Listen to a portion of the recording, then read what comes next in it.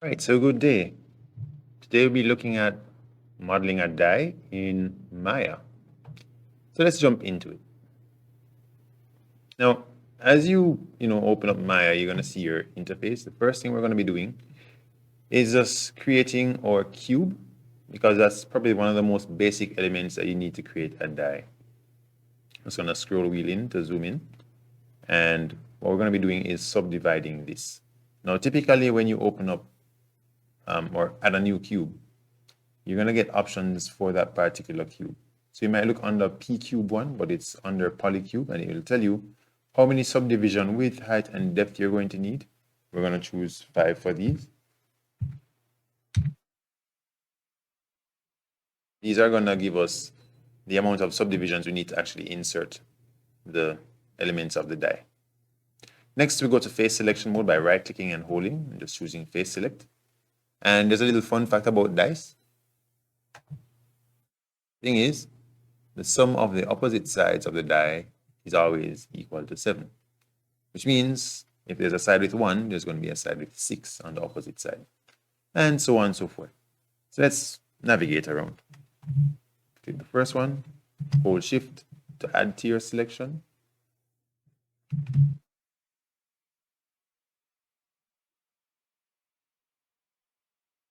Here, 1, 2, 3, 4, opposite side. Now you can be as creative as you want with your die. If you have a different configuration in terms of the way it's laid out, that's fine. Just make sure to keep all your elements within this area here and not the outer ones. Now that that's done, we're going to create an extrusion. Using the mesh tools inside the poly modeling tab, you're going to see extrusion here. When you click on it, it brings up this little dialog box, which you can use to change a few of the settings. The one that we're interested in right now is offset. And if you pull it in, it's going to do something like that. So hold control and you'll get some more minute numbers. I'm just going to go 0.02. And one of the things we're seeing here, especially when it comes to the side with 6, is that you have faces are kept together. So we're going to change that to off by clicking and just sliding it left. Right, so we're almost done. We're going to also add a set of another set of extrusions. So hit extrude again, and we're going to change this time the local Z translate. So local Z translate would be talking about the faces and the direction that they're each pointing, which would be the normals. So let's tweak that. And again, hold control to give you some more minute movements. If you hold shift, you get bigger movements. So just know that.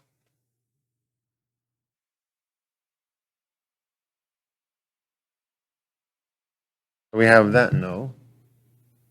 And we're going to create a set of vertices or a group of vertices by adding to our selection, because later on when we add texture and materials, you're going to want to have some options there and not being, not selecting the same stuff over and over again. So we're going to add to our selection additional faces. So the idea is you can press greater than sign, or if you want to go the long route, choose select and go to grow. It's going to select the adjacent sides. All right, now that we're done, let's create a set of faces. We go to create, set, and that set is going to be these faces here. Just double click on that and call it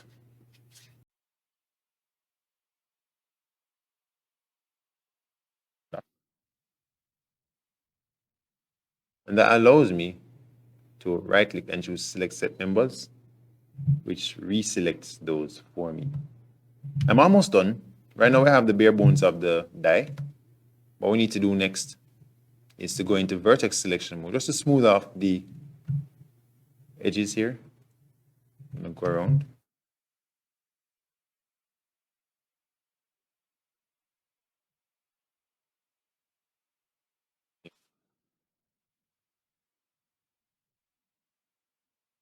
We're going to scale this in. Go into the scale widget, scale tool, and put it in like so. One more thing is that it's not quite finished yet unless we smooth out the sides. So I'm going to go to object mode and just highlight my cube and press 3.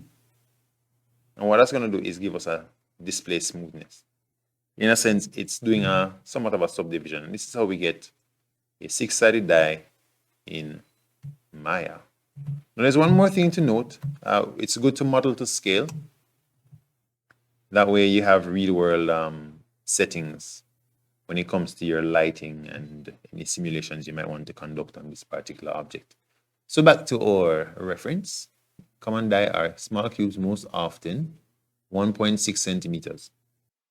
Right, so what we need to do for the die now to get it to scale is click on our object, go to our channel box / layer editor, and change the scale right now to 1.6.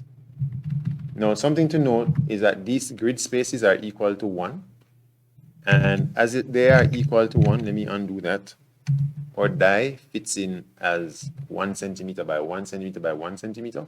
So to scale it up is to say 1.6. And we have that. Right, the next thing we're going to do is just add a little bit of lighting to it. So I'll click on this shape here, this object. And what we're going to be doing is adding a plane. So you can either choose create or hit that plane object there. I'm going to scale that up probably about 50 on all sides. Click on the die, move it up a bit, just above the surface. And perhaps even rotate it a bit, just so we have a little bit of interest in terms of the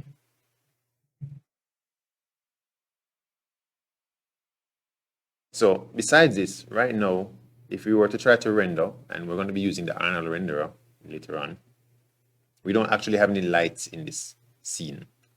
So let's actually start adding a few lights. We're going to create a 3-point lighting system to get some very interesting visuals in terms of our die. So I'm going to choose to create, we're going to be using a area light, and I'm going to scale that area light a bit. Scale that up. Use our scale tool here.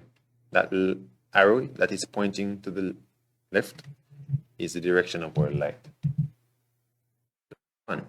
Let's set up one that's pointing towards the camera. So E, rotate, carry it down so it's pointing towards that, and move it up and move it behind. Right? That square allows us to move on both X and Z. And so we can create a white light here. At the moment, the intensity of this light is 1, which is not going to give us very much. So if we were to do that, we're going to get something like this. So let's increase the intensity of that light to about 120.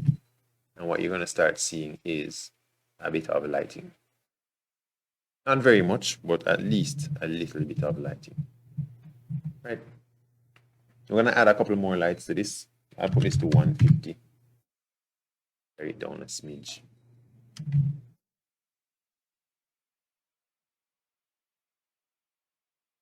Let's add a few more lights. I'm going to go into top view. So hit spacebar on your 3D viewport and jump to our top view. I'll just duplicate this a couple more times. Shift D. Gonna be our white light. We're going to just rotate this around here like so.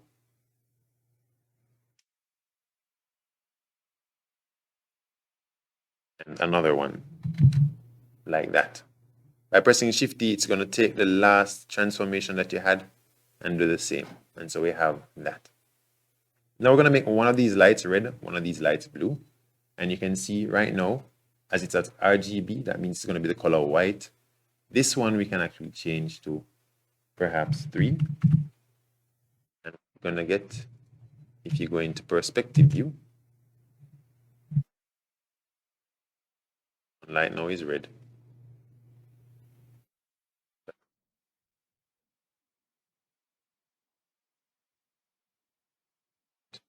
lighting the scene, and then I'm going to apply the material to our object. So that's one. This one is red. One is going to be white. This one's going to be blue. So let's turn up the opacity, intensity of the blue, color B. How do you put it? We look closely, we're going to see when you render it, it looks. I'm going to close that. Probably navigate around this thing like so. Now we had created a few sets, or rather asset, right? Dice dots. I'm going to click on our whole object. We're going to right click. We're going to assign a material to this, assign new material. We're going to use the Arnold and choose the AI standard surface, which is going to give us some decent results. Now, when you click this, when you select the surface and you click on this, you're going to start seeing a few options appear here on your object. So these are some additional properties for your object. This, we're going to leave the weight to white. The color is going to be more intense in terms of the whiteness of it. And we're going to change the roughness. Now, these are things you can change here, but it's preferable to use the Hypershade because you can actually see the surface change. So I'm going to choose Hypershade here. That's this blue and white circle. And this thing here gives us a preview of what it looks like. Right now I'm using Arnold. By default, it would come up with hardware, but that doesn't exactly give you the most authentic result. So Arnold, you can choose what type of object you want to use. For example, shader ball, and it gives you a bunch of edges so you can see it under different conditions. Of course, you can always rotate around it just like you would in the 3D viewport. And rotate around it just like you would in the 3D viewport.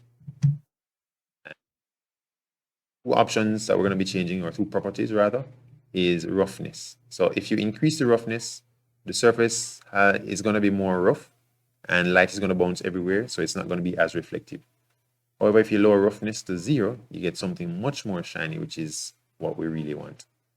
I'll rename this AI standard surface to dice underscore white, white color of the die. Now I'll close that. So the whole dice right now is, if we were to render it, white and shiny. So you can see those rims. Right. The next thing we want to do is add the black to it. So again, right click on your set, dice dots, select set members, and you're going to right click and choose add new material. Again, AI standard surface for your surface. We can always rename it dice. The white material we just made a while ago, I set it up in the Hypershade so you can see. Just going to change the color to black, right? Or probably something just a little bit higher than black. And the roughness is going to be, oh, sorry, this is currently dice.white, so we have to change this back. So just be, be cautious of that. Dice underscore black is in this tab. I'm going to change that to black, and also the roughness down to 0, depending on how rough you want it. Once that's done, goes, and we'll get this. Now I'll add some more visual interest by rotating it a bit, and also adding even one more die. I'm going to press Shift D to duplicate my die and just move it somewhere else, probably at a higher position, maybe a different rotation, and this is what we get. Now if we render, as we see here, just a bit more, different numbers, it would be good too. And so we get this if we were to do some rendering. So that's how you would create your own die or dice and to light it and render it in Maya. Hopefully that's been some useful information and that you will take time to practice and get better. So take care and God bless.